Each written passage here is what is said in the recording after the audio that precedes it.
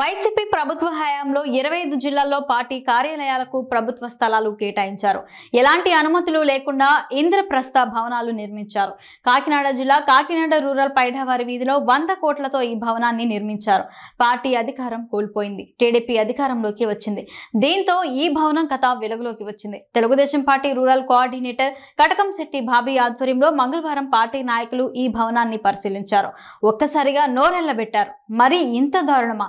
ఏడాదికి 1000 రూపాయలు లీజా, 99 సంవత్సరాలకు లీజా, భవన అక్రమ నిర్మాణం అంటూ సోమవారం నోటీసులు ఇచ్చిన నగరపాలక సంస్థ అధికారులు ఈ 2 ఏళ్లు ఏమైపోయారు? అప్పుడు ఇది అక్రమమని తెలియదా అంటూ నిలదీశారు. కాకినాడ వైసీపీ భవన నిర్మాణంపై టీడీపీ నాయకులతో మా ప్రతినిధి నందిని ఫేస్ టు ఫేస్. 2019లో వైసీపీ అధికారంలోకి వచ్చినప్పుడు ఏదైతే చంద్రబాబు నిర్మించిన ప్రజావేదిక భవనాన్ని ఎత్తి కూల్చివేశారు. ఈ నేపథ్యంలోని ఇప్పుడు రీసెంట్ గా కూటమి అధికారంలోకి వచ్చింది. వైసీపీ ఎక్కడైతే అక్రమంగా నిర్మించిన భవనాలు ఉన్నాయో వాటిని ఏ విధంగా యాక్షన్ తీసుకోవాలని ముందుకు కూడా వెళ్తున్నారు. ఈ నేపథ్యంలో తాజాగా చూసినట్టు రాజమండ్రిలో కూడా కొన్ని కోట్లతో నిర్మించిన భవనాన్ని కూడా వైసీపీ పార్టీ ఆఫీసులు కూడా వెలికి తీశారు. ఈ నేపథ్యంలో రూరల్లో కూడా 75 కోట్లతో నిర్మించిన వైసీపీ పార్టీ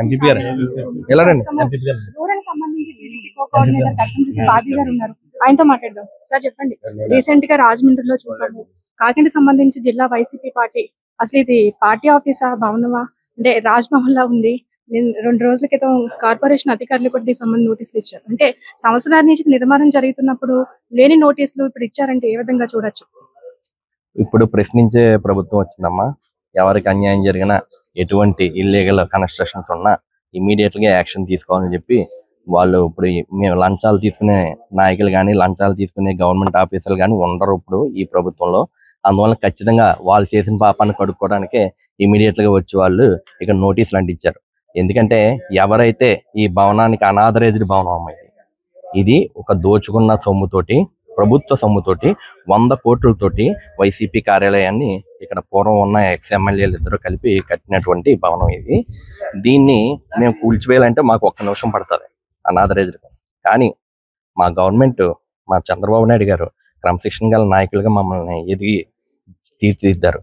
అందువలన దీని మీద మేము కూల్చేదానికన్నా బీసీ వెల్ఫేర్ హాస్టల్స్ కానీ, లేకపోతే ఏమైనా కళ్యాణ మండపాలకు కానీ ఇచ్చే విధంగా యాక్షన్ తీసుకుంటారని చెప్పి కోరుకుంటున్నాం. ఇంత విశాలమైన పార్టీ ఆఫీస్ నిర్మించారు అంటే భవిష్యత్తులో దీన్ని ఏ విధంగా ఉపయోగించుకోవాలనుకుంటున్నారు వైసీపీ వాళ్ళు?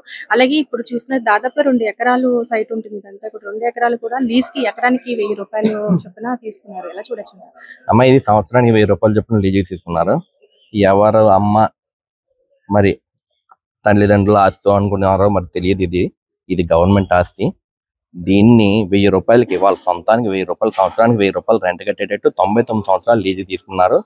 ఒక్క టౌన్ ప్లానింగ్ ఆఫీస్ దగ్గర నుంచి ఎక్కడి నుంచి కూడా పర్మిషన్ లేకుండా దీన్ని కట్టారు. అంటే వాళ్ళ ధైర్యం ఏంటంటే ప్రజలందరూ మాతో ఉన్నారు, ఖచ్చితంగా మా ప్రభుత్వం ఈసారి కూడా మా ప్రభుత్వం వస్తుందని ఏకైక ధైర్యంతో వాళ్ళు ఇది కట్టారు. కానీ వాళ్ళకి చరిత్ర అంటే ఏంటో ప్రజలు చూపించారు. మాకు తిరుగులేని నాయకుడు చంద్రబాబు నాయుడు అని చెప్పి, సమర్థత గల నాయకుడు చంద్రబాబు నాయుడు గారు అని చెప్పి చంద్రబాబు నాయుడు గారిని ఏరు కోరి తెచ్చుకున్నారు. ఈ రోజు 164 సీట్లలో మేము విజయ దుమ్దుమ్ మోగించాము. అందువలన వీళ్ళకి మతి భ్రమించింది. వేళతోటి వాళ్ళు ఇక్కడ చుట్టుపక్కల కూడా ఎవరు ఉండట్లేదు. ఎందుకంటే ఎవరికాలు పారిపోయారు నాయకులు. ఖచ్చితంగా ఈ అనాథరైజ్డ్ భవనాన్ని ప్రజా వినియోగం చేసేటట్టు, ప్రజలకు ఉపయోగపడేటట్టు మంచి రకంగా మేము మౌల్డ్ చేసి దీన్ని ప్రజలకి వినియోగం చెందేటట్టు ఇంత 100 కోట్లు పెట్టి కట్టిన భవనాన్ని కూల్చేల్చంటే మేము ప్రతిచర్య తీసుకొచ్చమ్మా. ఎందుకంటే ప్రజా దర్బార్ని కూల్చేశారు ఈ ముండా కొడుకులు అందరూ కలిసి. నేను తిట్టకూడదు కానీ వీళ్ళందరూ కలిసి ప్రజా దర్బార్ని కూల్చేశారు. అటువంటి ప్రజలకి సమస్యలను పరిష్కరించే ప్రజా దర్బార్ని కూల్చేశారు. మేము ఇది కూల్చాలంటే మాకు 1 సెకండ్ పట్టదు. కానీ మేము క్రమశిక్షణ గల నాయకులు, తెలుగుదేశం పార్టీ, మా చంద్రబాబు నాయుడు గారు మాకు నూరి చెప్పేది ప్రతి క్రమశిక్షణగా ఉండాలి, ప్రజలకు వినియోగకరమైన పనులే చెయ్యాలి, మన ప్రజా వ్యతిరేక పనులు ఏమి వద్దు, కక్షపూర్త పనులు ఏమి వద్దు అని చెప్పారు. కాబట్టి ఇది ఖచ్చితంగా ప్రజలకు ఉపయోగపడే రీతిలోనే మేము వినియోగించేటట్టు ఖచ్చితంగా చేస్తాం. మా లోకేష్ బాబు గారు కూడా ఇది పర్మిషన్లు ఎవరైతే కట్టినప్పుడు పట్టించుకోకుండా ఉన్న గవర్నమెంట్ ఎంప్లాయీస్ ఎవరున్నాయో వాళ్ళకి మాత్రం ప్రతిచర్య తప్పదు. ఖచ్చితంగా లోకేష్ బాబు గారు ఖచ్చితంగా వాళ్ళని ఎక్కడ నుంచోబెట్టాలో అక్కడ నుంచోబెడతారు. సార్, రీసెంట్ గా రిషికొండ చూసాం, ప్యాలెస్ చూసాం, రాజమండ్రి చూసాము, ఇప్పుడు కాకినాడ, ఇలాగా రాష్ట్రంలో ఇంకా ఎన్ని ఉంటాయి అనుకోవచ్చు? మేడం గారు అన్ని జిల్లాల్లోని వాళ్ళకి నచ్చినట్టు కట్టుకున్నారు. అదే కాకుండా ఎవరి బిల్డింగ్ మీద అయినా కన్ను పడితే, లాస్ట్ టైం గాదిరాజు గారు విశాఖపట్నంలో గాదిరాజు ప్యాలెస్ మీద కన్ను పడితే ఆ గాదిరాజు గారిని పిలిపించి కూడా బెదిరించిన పరిస్థితి ఈ వైసీపీ నాయకులు చేశారు. ఇటువంటి ప్రజా వ్యతిరేక పనులన్నీ అందరినీ బెదిరించడం, బ్లాక్మెయిల్ చేయడం అటువంటి ఓన్లీ వైసీపీ నాయకులు చేసిన పని. ప్రజలు తగిన బుద్ధి చెప్పారు. అందువలన ఖచ్చితంగా ఈ రౌడీయిజాన్ని పూర్తిగా మేము పారద్రోలుతాము. ఖచ్చితంగా చంద్రబాబు నాయుడు గారు అద్భుతంగా మా ఆంధ్ర రాష్ట్రాన్ని, పవన్ కళ్యాణ్ గారు చంద్రబాబు నాయుడు గారు కలిసి మరి అద్భుతంగా ఆంధ్ర రాష్ట్రాన్ని తీర్చిదిద్దుతారని చెప్పి అందరూ కోరుకుంటున్నారు. అదే జరుగుతుంది కూడా. దీనికి సంబంధించి మీ అధినేతలు ఎవరైతే ఉన్నారో వాళ్ళ దృష్టికి తీసుకెళ్లే అవకాశం ఉందో ఆల్రెడీ తెలిసిందంట. అందరికీ తెలుసమ్మా, ఎందుకు తెలియదు? అంత రాష్ట్రం అంతా తెలుసు ఎన్ని ఉన్నాయి, ఏంటి ఉన్నాయి, దాన్ని ఇప్పుడు ఏం చేయాలి, దాన్ని ఎలాగ మనం మౌలు చేసి ప్రజలకు ఉపయోగపడే కార్యక్రమాలు ఏం చేయాలన్న దృష్టి లోకేష్ బాబు గారు చేస్తున్నారు. ఖచ్చితంగా ఇది త్వరలోనే ప్రజలకు ఉపయోగపడే విధంగా ఒక చిల్డ్రన్స్ పార్క్ గా కానీ, లేకపోతే ఒక బీసీ బాలికోన్నత హాస్టల్స్ కింద కానీ, మరి ఏదో మంచి కార్యక్రమానికే దీనికి మేము తోడ్పాటు చేస్తామని చెప్పి ఖచ్చితంగా చేస్తాం. సార్, ఫైనల్ గా ఈ ప్లేస్ చూసుకుంటే ప్రస్తుతానికి ఇక్కడ గజం 1 lakh వరకు కూడా ఉంది. అలాంటిది 2 ఎకరాలంటే ఎంత వాల్యూ చేస్తున్నారు సార్?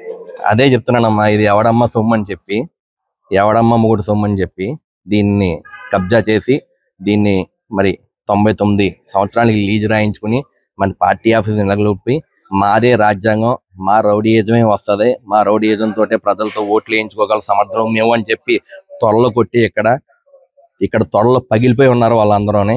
ఎందుకంటే ఈ రోజు ప్రజలు ఒక మంచి నాయకుడిని కోరుకున్నారు, సమర్థత ఉన్న నాయకుడిని కోరుకున్నారు.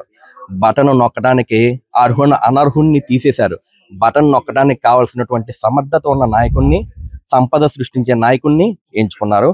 ఖచ్చితంగా చంద్రబాబు నాయుడు గారు గవర్నమెంట్ లో అభ్యున్నతి ఖచ్చితంగా జరుగుతుంది. ఖచ్చితంగా ప్రజలందరూ సుఖ సంతోషాలతో ఉంటారు. ఖచ్చితంగా వీటి అన్నిటి మీద మేము చర్య తీసుకుంటాం. ఖచ్చితంగా మేము మంచి ప్రజా ఉపయోగకరమైనటువంటి బిల్డింగ్ గా మేము దీన్ని ఉపయోగిస్తాం.